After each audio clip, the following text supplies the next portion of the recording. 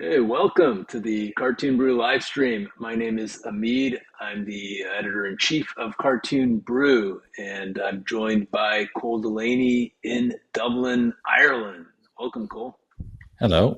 You said all my words. I don't have Well, to say welcome anymore. to the Cartoon Brew live stream. And I'm hearing Yeah, myself you're right watching now. your own Hang on, live we're stream. we're, we're having a lot of technical difficulties today because we have a brand new design, and that's courtesy of you, Cole. So thank you so much for doing this. We You're had the so whole welcome. count. Yeah, we had the whole countdown earlier that you designed. Uh, how did you do all that? You tell us a little bit about the technical. When we do interviews with people, we always ask what the software they use, how they put it together. What's the idea behind this new redesign? Well, you know, funny, I wasn't expecting an interview, but thank you so much. I'm going to name up one more time just so everyone knows who did this.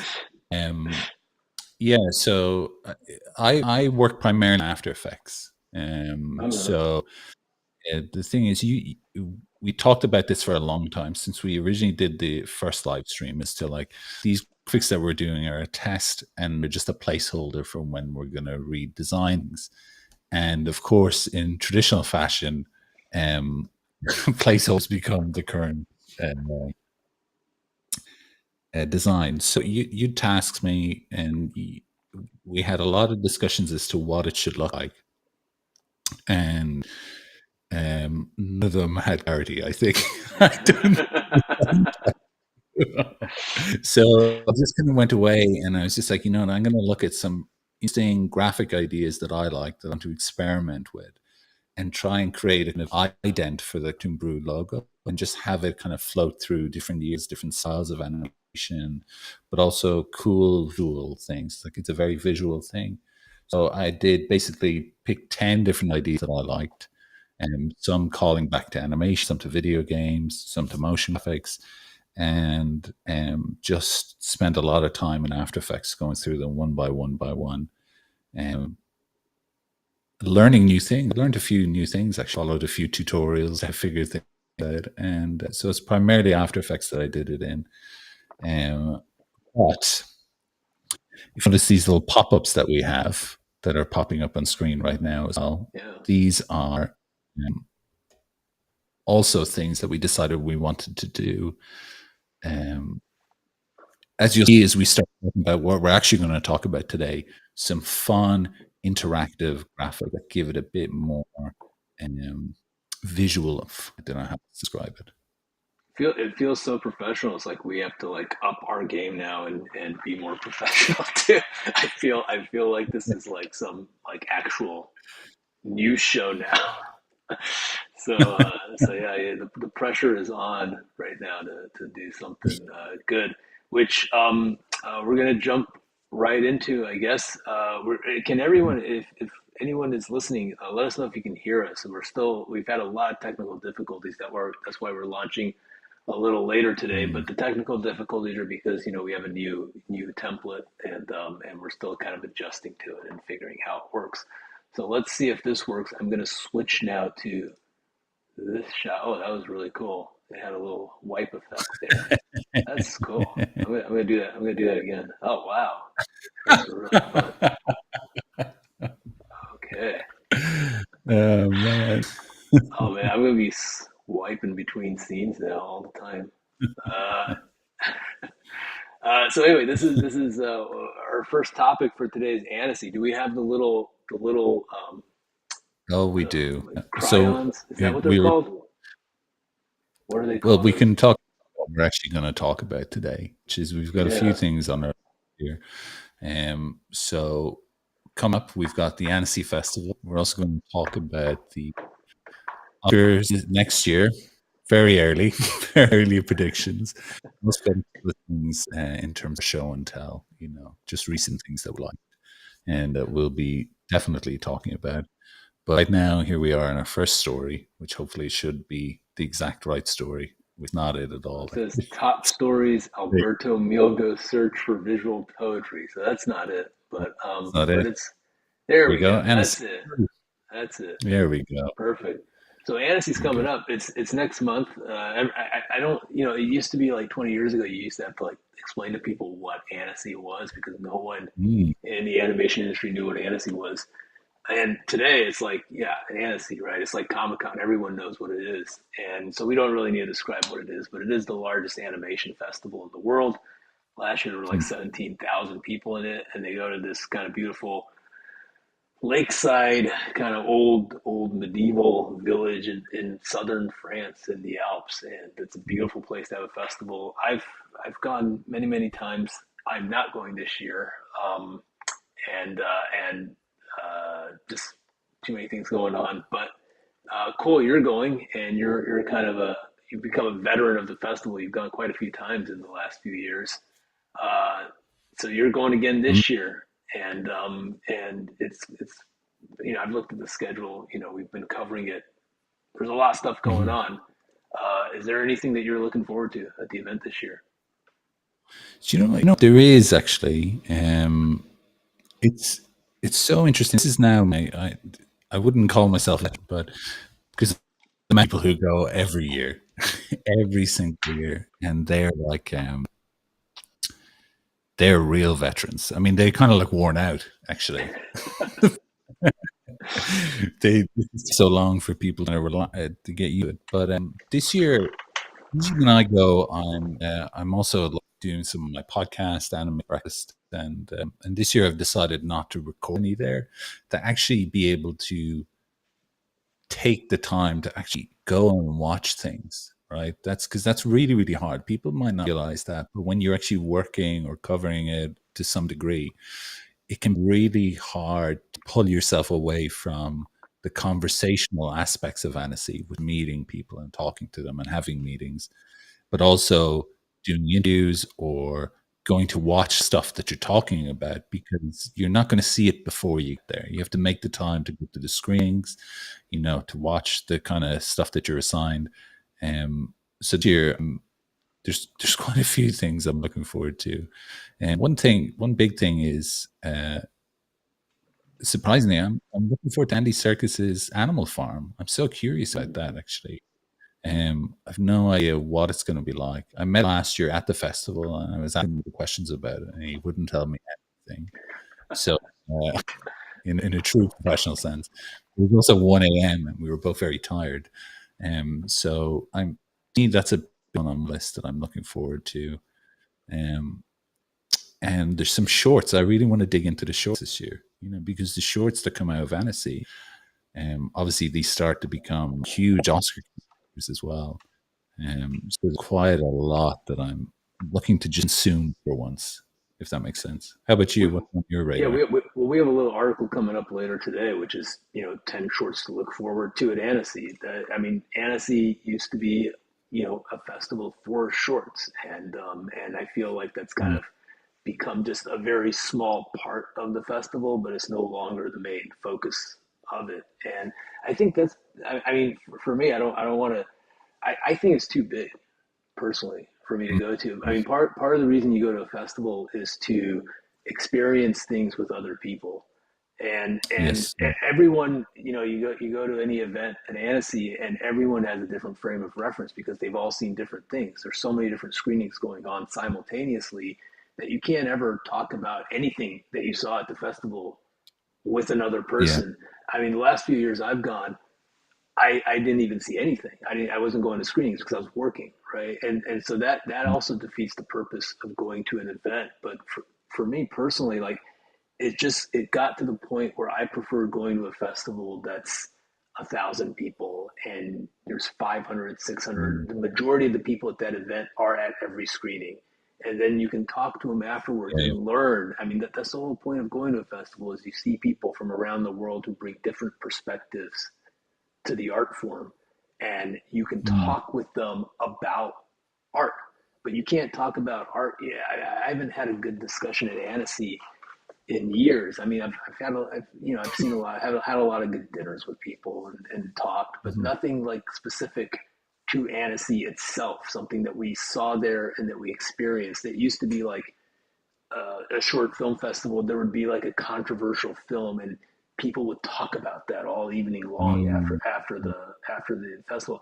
That's just Annecy is a different kind of beast, and for me, it's a lot like what Comic Con like used to be about comics and artists, and then mm, somewhere along the line it morphed. I'm talking about San Diego Comic Con, and I stopped going to that yeah. about I don't know many years ago. I used to go every year, and then I just stopped going to it because it wasn't interesting to me anymore as a creative person who wants to learn about you know new techniques, new approaches to the art, learn about Mm, artists I didn't know about. I can't do that at Annecy, so I'm just that's my criticism. But you can't deny that it's also like the global meeting point for the industry as a business yeah. conference.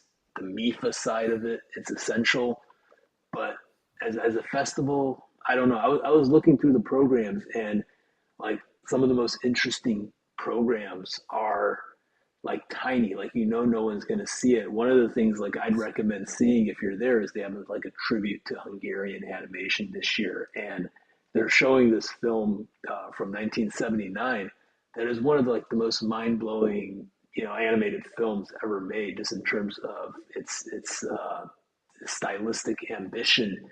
It's like if I don't have a top list of my favorite animated features, but if I did, this would be like in the top Mm, 20 films ever made in animation. It's wow. incredible, and but you look at it and it's like they've got like one screening of it in one of the smaller theaters, and so who's going to see Mm, this? Like some person might see it and be inspired by it, but they're not going to be able to talk about it with anyone else. So I don't know. yeah. This is the type of stuff that I would go to a festival to see. They Yes. have this other stuff going on, which is kind of hidden, but they have like a program devoted to music video directors, and Hmm. Michel Gondry is going to be there. Ramon Jafari, who does really cool stuff today. Victor Hagelin, who's like amazing stop motion. They're all going to be there. I hope I Mm, hope like people go to discover them. But even if they pack a theater with like 300 people, there's 17,000 people there. No one, they're not there. No one's the thing with Annecy has become no one's a star there anymore, right? Like they used to be like if you're a yeah. big director, everyone would go and they would know you were there.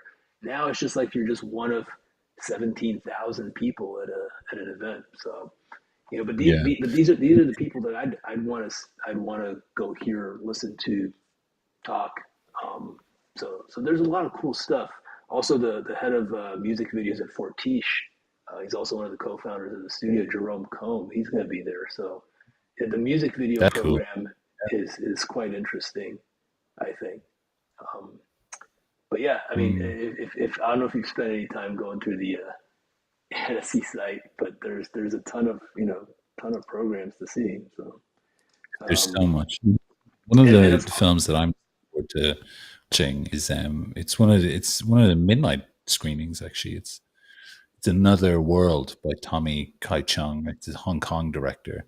And I'm just really interested to get in there and see the kind of work that he's been up to, because he's made some really interesting short films. So for stuff like that, it's amazing once you get away from the kind of the big bore elements that the kind of the money side of the festival is trying to push toward, because obviously they're these um she's paying a lot of money for visibility, so you're gonna get it, so you're gonna miss the other things that aren't really there. And this looks so interesting, Another World, to be honest. And just artistically it's this fun but dark. this guy Tommy Chung. He's made other. I'm not familiar with his work right there. He's made other short Yeah, films. he's made short films before. They're really things like I think one is called Tale of the Rebellious Zone, and Shi Wai, which I'm really pronouncing wrong. It's but he's Hong Kong based, right? Or from Hong Kong. But it's cool. I mean, and again, that's the power of Annecy, is it is hard to get into, for sure, but there's amazing stuff in there. And for me this year, it's going to be a bit more off the beaten track. Rather than the previous few years, it's been very much go see the big things. because by virtue of the fact that we're covering them, like Despicable Me 4 or um, I don't know, Elemental the year before, things like that, right? Is now hopefully we're covering this imprint thing, in terms of So, video. so you're not We'll going to go see. see Okay, Cat in the Hat. well, That's first on my Warner list. Brothers' next film. I This is one thing that like really gets to me is that all the screenings, like all the panel presentations for the upcoming big studio films, like there's lines out the door, they're packed, and they'll Yes, show yeah. you like 10 minutes of footage from a film that's coming out in 6 months. Like, what is the benefit of seeing 10 minutes of footage Yes, yeah. of a film that you're going to be able to see in 5,000 theaters in a few months? Like, why would you even go all the way to France to see that? I don't understand why these screenings are the ones that are packed, and why like Mm. all the kind of more off the beaten track stuff doesn't draw the same. Now this is a really interesting one. This is a work in progress, but it's by Avid Liongaren, and he's I believe done a feature before. We've covered him on the site before, but he does really interesting animated work in the kind of the queer space, but in the Philippines, and it's quite different, and he has a really cartoony, fun style. But this Mm. this is a preview of his upcoming film, and he's like one of the most interesting people working in Try the pronouncing it. Filipino. Yeah, yeah, I Yeah. know. I wanted to say it, but I'm a little afraid to Zaza pronounce that. Zuna. Very good.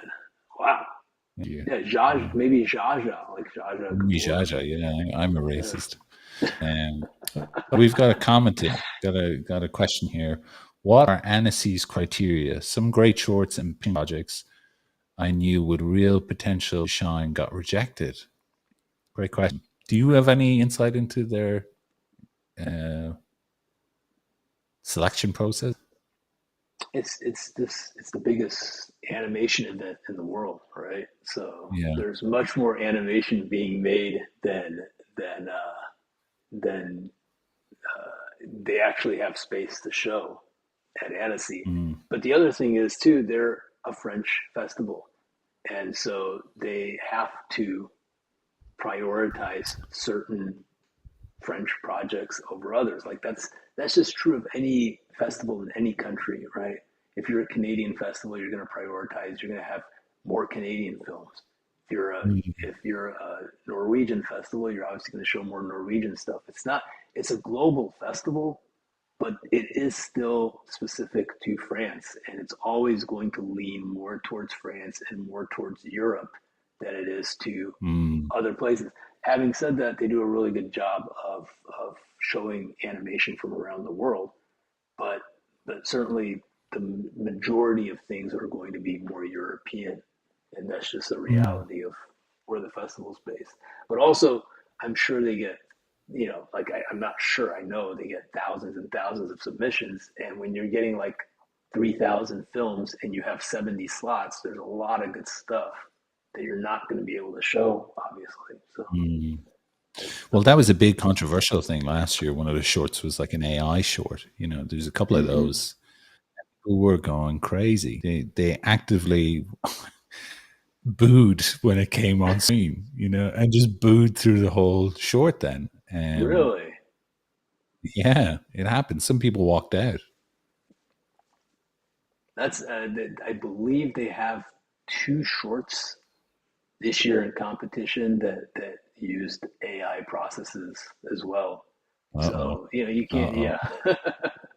And Uh-oh. what's funny is like they've talked, like the Marcel Jean, the artistic director, he's like talked about them in interviews, so people know what Mhm. shorts they are. But also they're done by artists who are exploring AI, right? I see.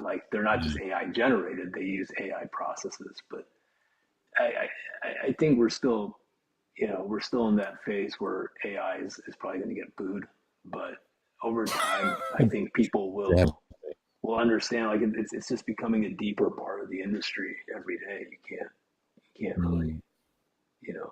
I was trying to find the other page of the um, what some of the studios are showing this year, but the Annecy program, like it's all these things, their website is always impossible to navigate. Like it's not here. Um, Yeah, yeah, yeah. what is there like? Everything means the same thing on their site, and I was trying to like I can't even find the page where like all the studio stuff is. Special Mm. programs, that's not it.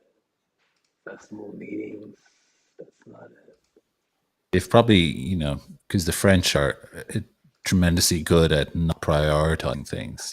If it's just all I categorized, it doesn't can't matter how find much it. you pay. There was a whole Yeah. section with like all the studio stuff, like Netflix and Disney and all that. I have no idea where it is. But in any case, they're putting a focus also on television animation this year. They got the BoJack Yes. Horseman Yeah. creator Raphael Bob Waxberg. They have a Cartoon Network panel with Rebecca Sugar and Big. Gendy and you know um, they have Matt Groening and David Silverman from The Simpsons.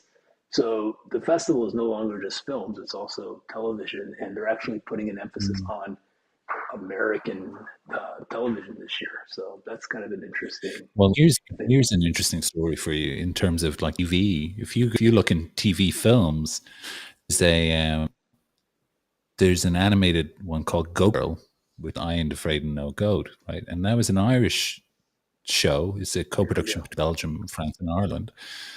That show was famously never finished. Actually, they ran out Hmm. of money. They just ran out of money. So I wonder about this. Are they, because this is 11 minutes, right? Are they just releasing this to try and get some buzz around? So hopefully they can finish the show, because it just was never Is this released. is this in competition? I don't know, actually. That's a great Competition 2025 TV films official selection. So Goat Girl, I ain't afraid of goat, and it's very fun. I've seen clips show already through Here, my Irish connections, and it's a lot of fun. So I'd be curious to even go and see that, and hopefully it gets props for what it was meant to be. So it's nice to see this stuff pop in there. Actually, I mean, it might be what the pilot, might be the pilot to the series that they never maybe the finished. I pilot. don't know. Yeah, but it's interesting So to see how they're still trying to get it out there, right? It's not just buried in obscurity anymore. It's just like, look, guys, here is a show. Actually, here is something. What's the qualification for TV films, though? Does it have screened already or not screened? I think it's just you got to click the box. Television. When you're submitting. I don't know. I don't know. I don't know what they look for. But here's the studio stuff. I finally found it. So they're showing Fixed. They're showing a preview of Goat. Fixed is going to be on Netflix in a Yes. couple months. So, but it is a good film to watch with an audience. So certainly it's that kind of outrageous With fixed or comedy. goat? Fixed, fixed. Goat Okay, yeah, is Yen Diesel. Goat is in production, and I'm sure they're only going to show clips of that. They have next on Netflix. Netflix has a big program there. They're going to show parts of different things. In Your Dreams, we're going to talk about that one in a bit, but that's one of their upcoming features this year. Disney's going to be showing Elio. I guess Mm. Pixar is, and Bad Guys too. That's going to be out in a few months. I don't know why you'd come to Yeah, a festival to see like Bad Guys 2 or Zootopia 2. Like they're gonna be out anyway. It should be. I mean, I don't know. They put them in the big theater, and there's like over 1,000 people that show up for these panels. I guess this is yeah, it is literally like Comic Con, but that's fans. The fans go to Comic Con. Here it's like professionals who are going to Annecy, mhm. and why would a professional see something that they're going to see in 3 months anyway? Makes no sense to me. Anyway, we should move on because I hope you have a good time at Annecy because that's going to be, and Yeah, after that, thanks. no, because we didn't talk about it. And one of the most interesting things this year is, and this is going to lead into our conversation for the next topic, but it's looking at the feature films that are there.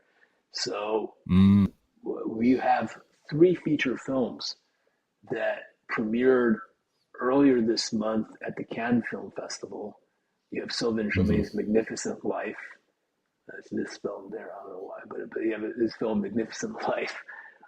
Arco from Hugo Bienvenu and Little Amelie from Lian Han Cho and I forget what the other director's name is, Melis Valade.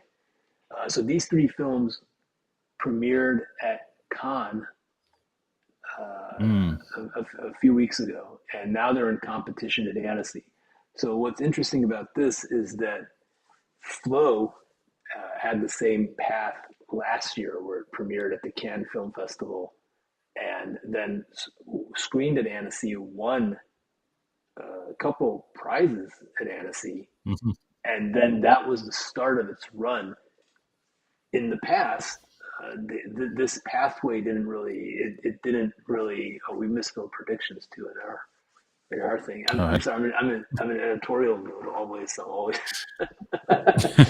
but uh, this pathway did not have that big of an impact in previous years because no one was paying attention. But now this has become like a legitimate way for films to stand out. And Mm, after Flow last year won the Oscar going down this path, I think you have to look really closely at these three animated yeah. films. And we actually, I mean, we did a story about it a few weeks ago. Could one of them be the next Flow? Uh, Mm, this kind of leads mm, us into our early discussion of Oscars for 2026. It is very early. We're not even halfway through the year, but we have a much better sense right now than we did at the beginning of the year of what are some of the key contenders. And these three films, they're all three of them are hand drawn films. They're all French films. One mm. of them is Sylvain Chomet, Triplets of Belleville, and The Illusionist. He's considered a legend in the animation industry. The other one is For sure. Arco, which has Natalie Portman has boarded that not just as a voice actress but as a producer on the film, and that's is similar to when Angelina Jolie boarded The Breadwinner and pushed that one. That was the cartoon saloon film. She kind of backed that film and made that into an Oscar nominee. And then the third one, Little Amelie, that's a much smaller film, but it's beautiful and it's gorgeous. So you can't write that one off as well. So if I was going to Annecy, I would be very interested in seeing these three films, but also Mm, looking at all these other films that are out there because there could be another potential Oscar nominee in these films. yeah, And then not for only do they sure. have the feature film, they also have the Contrachamp, which is the more indie experimental side of the feature Mhm. films. And I don't know if any of these films are going to have the potential to be Oscar nominees, but we'll find Yeah, out.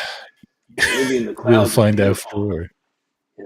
Mm, Well, I mean, just in terms of they're much smaller films, they may not have like the polish behind them. But then again, Flow, was a very small film as well.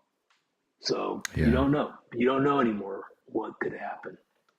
But are you gonna be seeing any of the feature films when you're there? Are you gonna try to watch them, or are you Yeah, focusing on the definitely shorts? Arco. Even before we talked about it, Arco caught my attention. There's just something so like if you know nothing about the film, just the thumbnail they've chosen, the title itself generates so much intrigue. Like I know nothing about film, but I'm curious about it. Like this kid floating in clouds wearing a rainbow cloak, and it's just called Arco. You're like, okay, what's going on here? So I was really, really curious about that actually. But I had Little Lamb on my list as well. Honestly, it did. We got some comments here. Thanks, thumbs up. You're welcome for the answer there. RT Zarin and Kid Pen. I want to see Little Amelie. Okay, great. So I assume you're going to the festival then, Kid Pen, or at least I hope that you are to see Little Amelie. But with Flow is amazing, where it showed, the year before, Boy and the Heron was wonderful. But I mean, that had Oscar winner written all over it. Hayao Miyazaki, you know, the last film he's ever going to make, kind of thing. And so there was and Miyazaki's really beloved. But then Flow comes along, this independent Latvian feature, that nobody could have expected it to do what it did, but it blew the doors wide open for every other person to kind of charge through. And what I always have to remind myself with animation is all these films that we're looking at here, they've been in production for years, for years and years. There's no way that they could predict or react to the effect that Flow has had. I mean, the marketing teams and stuff can act for sure and push stuff, but in terms of the creative potential that something like that can bring, that we're not going to see the what do you call it, the effects of that or the knock on for another year or two, based on what films are going to start to look after Flow. But all of these, honestly, so interesting. Debt Does Not Exist also had my eye was on that. What a really interesting film, actually. Just in terms of visually, I'd be curious to see what they're up to. Yeah, I saw his earlier film. Forget what it's called, but I believe he's based out of Montreal, and Mm, it is it's not a mass audience film. It's very artistic. His pacing yeah, it's very deliberate and very slow, but also there was something like really mesmerizing about the way he paced his film, yeah. and it was really interesting. I would, based on having seen that earlier film, which I can't remember what it's called. He's made a couple features beforehand, but I would definitely want to see this. But it's not Yeah. like entertainment. It's not like stuff happening. It's very slow, and Mm. maybe this film's different, but sometimes you want that slow meditative kind of film Oh, for experience. sure. Especially after a long day at Annecy. You joking me? Perfect tonic. Um, but what's interesting as well is, like, all these screening events, these big name feature films that are having their screening events, of course. Um, they're not in the competition, right? There's no Bad Guys 2. There's no No, no, Utopia 2, nothing like that at all. And yet people get so caught up in seeing those things, but it's actually, they're event films and announced films, but they're not part of the actual competition of the festival, like you're talking about, in terms of having a discussion of what's there and what actually going to be liked. And to be honest, my favorite conversations at Annecy are listening to what people have seen, you know, friends have seen that I always tend not to get to. So I'm absorbing what they've seen, but they love so much because they're people who care so deeply about animation. And there's a film last year that people unloved. I've totally forgotten the name. It was an anime one.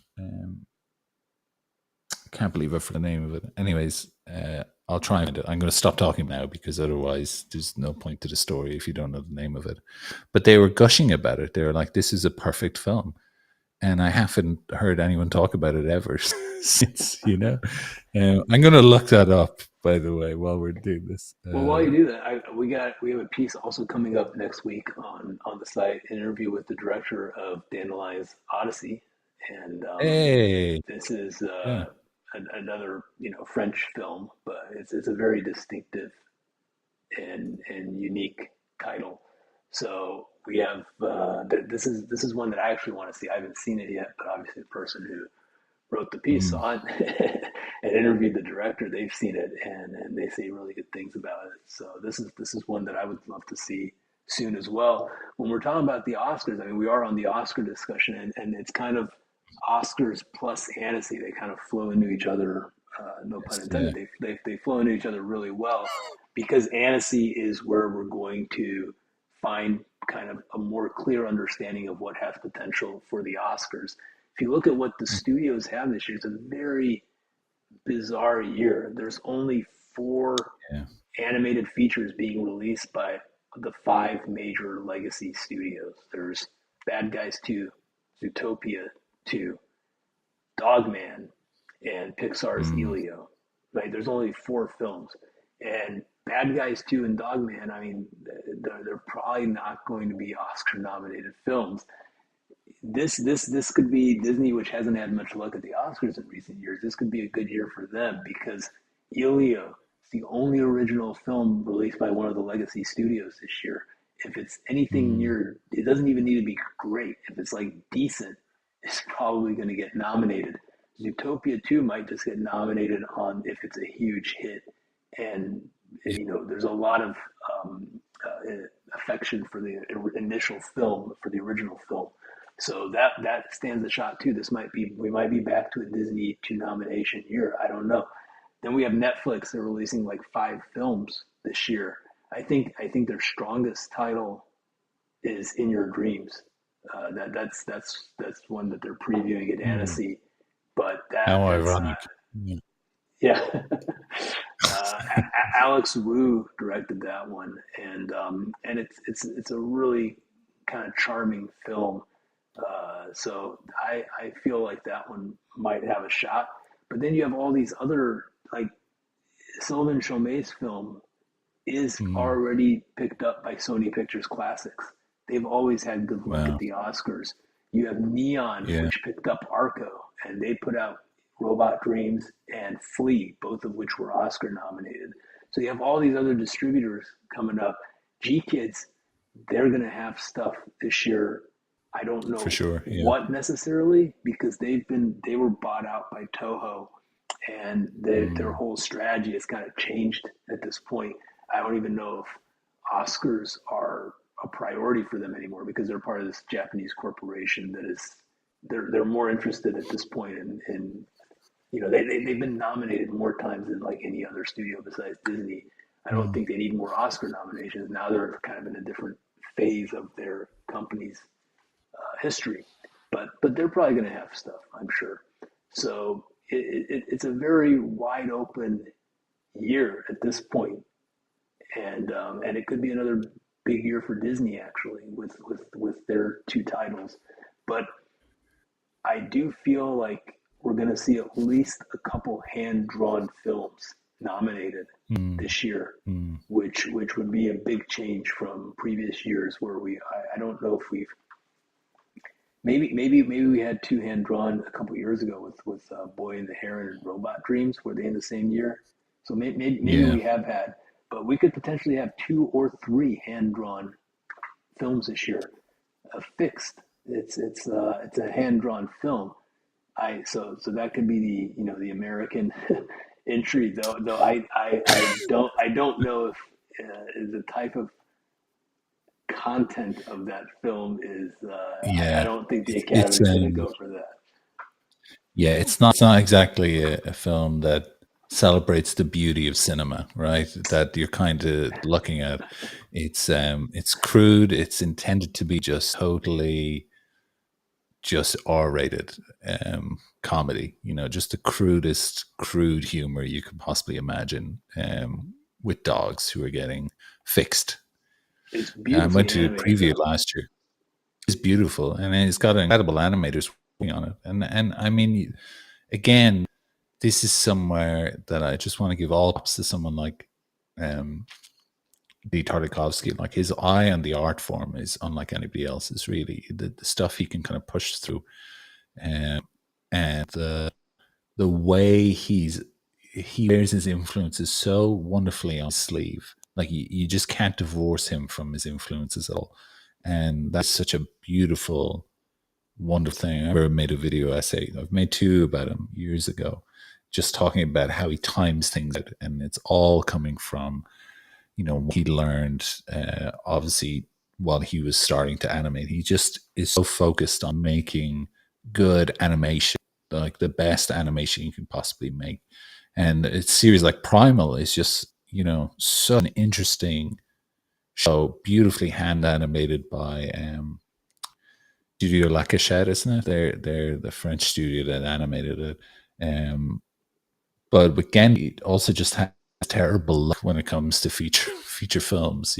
Just I don't know how it has the Popeye feature and everything like that, and all the other pitches that he has. I think it's because he's just so high profile. People always want to know what he's up to. But then, he says it himself. Sometimes he's hot shit. Sometimes he's not at all. And it just touches and flows. So he's just happy to be making stuff, I think. Because he I had a was few things surprised he optioned. chose. I mean, I was surprised he chose to make this film. So, it's funny, but it's yeah, Yeah, it's not what it you doesn't seem like expect from Andy. him. Yeah. But yeah, it does. I don't know. But in any case, you can't count it out. It's 2D, and it could, it's Mm. beautiful. It's beautifully animated. So Do you know what this guy, Kid Pen in the comments here has mentioned the film exactly that I was talking about, Toto Chan. That is exactly it, Kid Pen. Thank you so much. how And come sad I've Toto Chan lost the never got live an chat? There American we go. release. Yeah, never got American release. You know what? Toto Chan deserves a lot more love and respect. That is a beautiful film. My favorites always get snubbed by Oscars, like Paralimps and The Imaginary. Yeah. Um, hopefully not for much longer after Flow. The snubbing is over. The great thing. Um, yeah.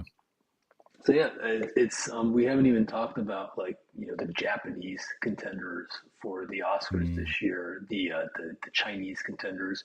You have the highest grossing film of all time animation, Neja 2, from China. Oh yes, That may yeah, be a yeah, little yeah. too that may be a little too culturally specific for Oscar voters to get behind that film, but Mm. you certainly can't overlook the fact that it is a one of a kind film in terms of the impact that it's had on the box office.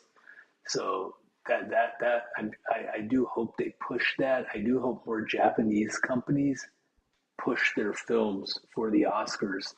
I hope Crunchyroll gets behind a couple Japanese films. Mm.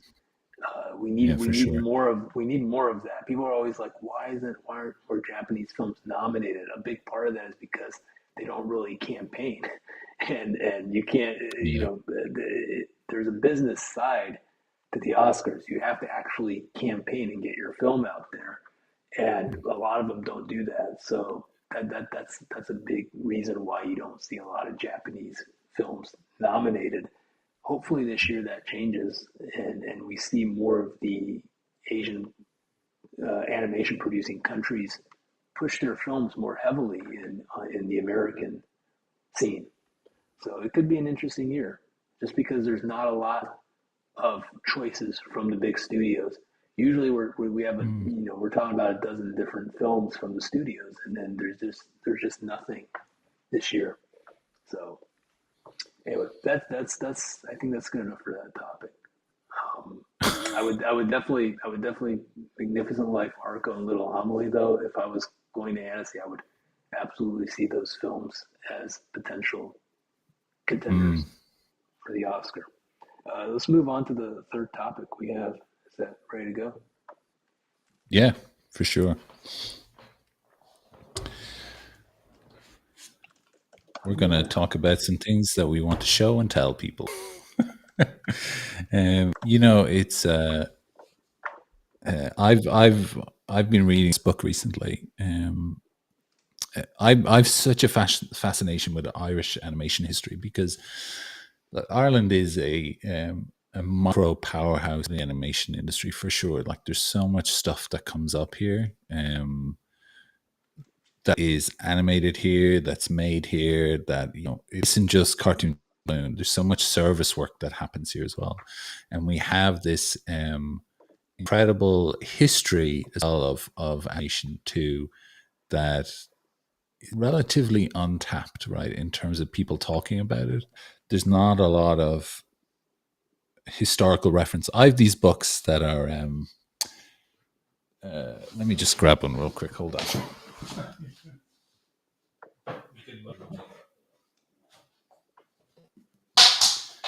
You can look at my apartment while I grab these. I have these, animation world history books, right? These three here that are written by Gian Alberto Dazzi, right? And he did a pretty good job chronicling and putting together the history of world animation. And there's whole sections based on countries that you go through. And but again, these are just paragraphs, right? There's only so much you can fit into volumes of animation world history because we know there's so much more history than that's just in these books, right? But these give you a great overview as to what's happened. And Ireland has always been um, part of that. It became kind of a global, part of the global stage when Don Bluth opened his studio here in Ireland, right? And it made, I can't remember the first film that was made, All Dogs Go to Heaven, I think. Um, and then you had Murakami Wolf open up. They made Teenage Ninja Turtles. So there's this kind of brief boom in the late 80s and 90s of animation in Ireland because of our brilliant tax schemes, how boring that is. But before, and everyone knows that in Ireland, they know all the history of blues and then all the people who worked for that. And there was like training programs opened in colleges that a lot of people attended, like Cartoon Saloon. All those people went to train in the colleges to go work for Blue. Then Blue shut down. So like, what are we going to do? So they all started opening their own studios. So studios like Boulder Media or Brown Bag or Cartoon Saloon, like the big ones in Ireland, they all came out of that era. So it knows that history. But even beforehand, there's a rich history of animation in Ireland. Like in 1910, there's a stop motion animated film done by these two brothers called the Horgan brothers, which shows like a stop motion clock tower from Youghal and Cork doing a little dance, right? And that's pretty close to the invention of the camera. That's very, very close to the early cinema. So, I mean, there's been history and it's here all the way through, but nobody's really gone through it and chronicled it properly. So that's, I had the opportunity to look at this book here that you have. So you have up, and Steve Woods is an animation veteran, and he's written this book, a personal look at the story of Irish animation. What I love so much about it, I'm still reading through it, is that he takes his time to go through all those first steps, all the way back from the Horgan brothers up to like what we don't really know about, which is 80s below, 80s to the 50s and back down, right? Because there was stuff happening here. But then you get into the real stuff, which is when he's on the scene and all the people he knows and he's talked to. And he's been so generous in mentioning everyone's story, what's happening, who is who, and features them all in here. Like people who never know about, like Aidan Hickey here, who is a great pioneer of animation, especially doing like early stuff with our broadcaster. Got people like Jimmy Murakami, who was part of Murakami Wolf. He also would have animated like The Snowman or what's the other one? The other Raymond Briggs novel that he adapted into. Oh, It's about two. when the wind blows. The wind blows, exactly. Yeah, and so it goes through all that, and so much so that Dingle Animation Dingle, the kind of a legacy award you give to people who have given great contributions to Irish animation is called the Jimmy T. Murakami Award, right? So, because Murakami had such an effect on the Irish animation industry. So he's going through all this, but I don't know how far up he goes. It looks pretty far in these pictures here that he's got some more modern things like Angela's Christmas and stuff like that. But excited as I go through it. And look, even as I flick through it here, he's mentioning so many people. There's Paul there, who's one of the heads of Boulder Media, would have started it. So it's like a real, oh my God, sorry, even better. Still hear Gareth Lee. You'd never even hear about him. Anyone in Ireland knows him. He's one of the heads of Cultural and Creative Industry Skill, which is this training facility. Yeah, sir. Yeah, so why does he call it a personal look at the story of Irish animation. I mean, a lot of these historical figures, obviously he doesn't have a personal connection, but does he Yeah, draw personal threads to those people? hugely. Yeah. It is just his interactions with people pretty much, and the stories that they've told. He's collected their stories. He's not Mm, trying to be an amazing historian by any means. He's just like, this is what happened. Here's what's laid out. Here's what I found out, basically. And then here's my story. And here's someone like when he talks about how Blue left because of money, or how Murakami Wolf closed for money, but also forgot the reason as to why. But he talks to people who were in there, like Andrew Fitzpatrick and the other people who now run studios. I think the best thing about it's more like his story, because he's a veteran, but also this collection of stories he's gotten from people who are still around and still mm-hmm. alive. Um, it's basically really a brilliant internal collection of stories chronologically out, if that makes And sense. and Talk and about the Steve biggest issues. and Steve was around for the Bluth era too. He worked at the Yeah, Bluth, he so started in he's 1988. He started okay. animating, yeah. So he was right there. Like these are all fresh-faced young people. Then he would have been around that time. And so, as far as I know, he's also still teaching. So he teaches in Dublin in a place called IADT, which is putting out brilliant students at the moment. Like there's a couple of really good colleges. So he teaches and he's still involved. And 2 years ago, he was awarded the Murakami Award actually at Dingle. So Oh like you wow. can tell that he's a big part of this industry. There's so many invisible people. Like I was saying, like the picture, just again another invisible person that the public may not know, but everyone in the industry knows. They're just like, wow. Give you a good example of it. Um, Cartoon Saloon you would know as Nora, Tom, and Paul, but there's other people in the background as well, like Catherine Roycroft or um, oh, it's gonna kill me. I've forgotten his name. It's just jumped out of my head, literally right there. Jerry Sheeran, the managing director, Right, of where course. they they are so important to that nobody knows about them. So it's a really good look, a really good look. So I'm really enjoying the book. I don't know if that's a review or just a gush, um, but there we go. It's a necessary book. I mean, most Yeah, one of the funny things about animation history is that most of its history has been undocumented. So these little, huge. Yeah. it's crazy how little research has been done into it, and so stuff like this is incredibly valuable. Oftentimes, some of Mm, the best books I read are books that are written by creative people and artists where they're not necessarily, they might not have the kind of the incision of a historian's approach, hmm but they have a kind of insight into the world that you otherwise you can't get from someone who hasn't worked in the Yeah. business. So I really enjoy these type of books that are written by Mm, artists, and this one actually seems like he did a fair bit of research in it as well. for sure. The personal look might be a little misleading because it's not a memoir if he's covering stuff from the 1910s and 20s and early Right. Irish animation. It's not it's more than a personal look. So I'm really Well, you curious can in this see book. even the cover there that you have. You see that little thing that's bouncing.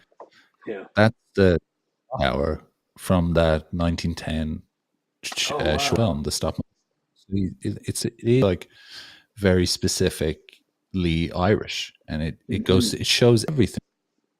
Everything. It's not just like here's a lovely La La Land story like get out of a Disney historical book. It's just like we don't know how we did this, but we're we did somehow. That kind of storytelling of like here it is, warts and all. Yeah. So I'm we'll move on to the other thing that I wanted to recommend briefly too. I'm running out of battery power, so we're gonna have to wrap this up pretty fast. But um, I wanted to pull up this. I don't know where let's pull it up here. Does that work? There we go. But yeah, this is the new documentary about Pee Wee Herman, Paul Mm. Rubens, which premiered on Max um, last Friday. Let me see if I can center this a little bit better. That doesn't work. Let's see if we can delete that. Here we go. Yeah, so this premiered on Max last Friday, but it actually came out at the Sundance Film Festival earlier this year. That's where it premiered, and now it's available for everyone to see. It's a two-part documentary. It's about like 3.5 hours long, and it Mm. just goes through the life of Paul Rubens, who everyone. I got to ask this: Are you familiar with was Pee Wee ever a thing in Ireland, or is this a purely Um, American thing?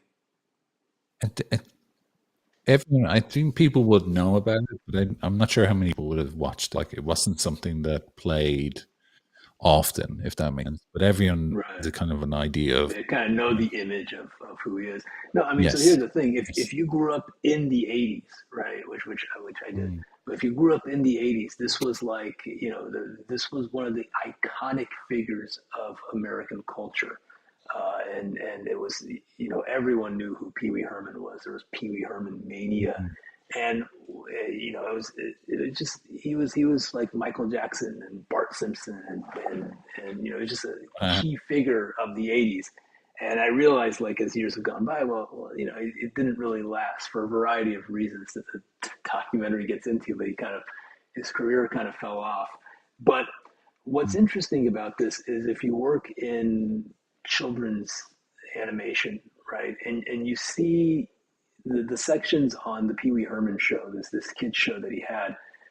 If you look at the freedom that he had to create a kids show that wasn't insulting to children or that didn't mm, talk down to them, yeah, but that treated them just as as he respected children. And I think that's one of the things that not only did he respect children, but they allowed him, the networks allowed him to do what he wanted to do. They just basically I mean, this is rarely ever happens, but they let an artist run free. And he just created mm, one of the most, if you still look at the show today, it feels like unlike anything that's produced nowadays, right? I mean, there's just a level of um, adult kind of it's not adult humor, but it's humor that he expects children. Some children will get it, some children won't. But he does what he wants to mm, do, and it's just such an inspiring kind of film to watch to see like what's possible in children's entertainment when you let artists do yeah, what they want to do. That's kind of what I enjoyed really about the film, and and so I highly recommend it. I actually didn't necessarily like the approach they took on him as a person. I thought they kind of simplified it. They tried to make him out to be like a bit of a recluse in later years, and I feel like they kind of pushed an angle on him that from my own understanding of who he was as a person isn't entirely true. He wasn't a recluse. He had a very rich life with friends around him, and mm, mm, but for the purposes of storytelling, this director took made him out to be this type of a person, which I had some qualms with. But in terms of yeah, imagery, in terms of information, there's a lot of new things in here about him. And specifically, if you work in children's entertainment, I think you should watch this to see what's possible. What is the standard? To me, the show is still the gold standard of what children's entertainment can be, and we've rarely ever matched that since. I mean, we have Bluey and stuff like that today, but there's a level of people love like shows like Bluey, but there's a level of like homogeneousness to that show. You've mm, seen one mhm, episode of Bluey, you've seen every one of them because they all look the same, right? There's no creative. The artistry in that show is very limited. They've established a look, and they do that every episode. With Pee Wee's Playhouse, it had one of the elements that's missing from children's entertainment today, which is experimentation. Every episode was different. Mm, And if you're a child, yeah. you have a short attention span. You constantly want something new and fresh. And he was constantly exposing people to new and fresh ideas, visuals, themes that made it exciting, that made you want to tune in every weekend. So it was a very experimental TV show, even by today's standards. That's my spiel. I highly recommend this documentary. Yeah. The only qualm I have with your sentence there is kids expect new and fresh. They absolutely. I think Say that that again. You cut out. You cut out. Say that again. I was saying that in terms of kids expecting new and fresh things, I don't always think they do. I want to believe that they do, but kids just chew on the same nonsense over and over again. Like sometimes they find something they like That's and that's true. it. That's true, Yeah. but I was not like that. I guess I'm talking about myself, and I feel like a lot of people would be like myself, but I always wanted something different. Yeah. I was always bored. I was excited about news. That this is why I liked the show, is because it was everything. Every Mm, week it was something different, and yeah. certainly the general idea of child psychologists and what they figured out is they want repetition. But you look at Sesame Street too. That's one of the most popular shows of all time Yes, for that's kids, true. Yeah. and that's all about variety. It's a variety show as well, right? So I kind of disagree with that whole idea that kids want the same thing. I feel like that's what some child psychologists decided that that's the reality, and they're going to push that, and everyone's kind of followed that ever since. But if you look at some of the Mm, most successful things in children's entertainment history, they're the exact opposite of what that is supposed to be, which is variety. So I don't know.